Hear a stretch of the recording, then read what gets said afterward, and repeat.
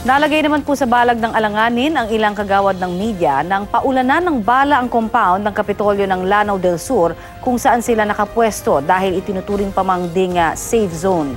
Tumitindi na rin po ang counterintelligence ng Maute Group, lalo't gumagamit na rin sila ng drone. Balitang hatid ni June Veneracion. Ilan? Sobrang puno. 10? Malakas ba? Malakas. Halika, pasok tayo sa Kapitolyo. Ilang minuto bago kami umere sa 24 oras, pinagbabaril ang compound ng Kapitolyo ng Lanao del Sur na kinukonsidera pa namang safe zone. Agad kaming nagsitakbuhan at nagligpit ng gamit nang marinig ang mga tila tunog ng mga batong tumatama sa simento. Lalo't dito rin sa Kapitolyo tinamaan ng ligaw na bala ang isang foreign journalist nung isang linggo. Walang nasaktan sa insidente, lalong kalunos-lunos ang sitwasyon sa 4 na barangay sa sentro ng Marawi na hawak pa ng Maute. Ayon sa mga sundalong nakalapit doon, sobrang baho na dahil sa dami ng mga naaagnas na bangkay. At ang ilang parte, tangay ng mga aso na wala nang makain. Mahigit 300 na ang patay kabilang ang 26 na sibilyan.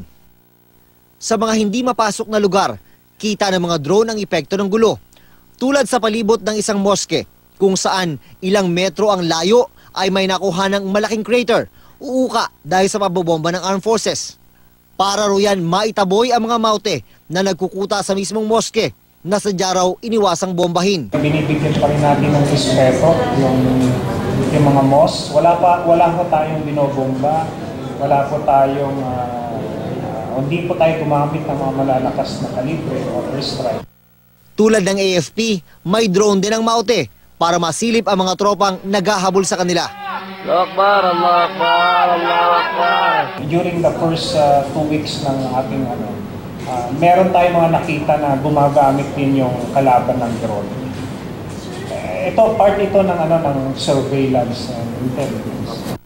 Kwento ng ilang sundalo, may mga harapan silang nakita na mga mukhang dayuhang naka-bulletproof vest at helmet. Posibleng foreign terrorist na raw ang tumatayong ground commander ng mga Maute.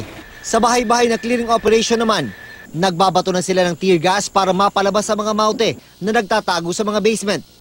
May hindi mabilang na mga hostages pa raw na ginagawang human shield ng mga Maute.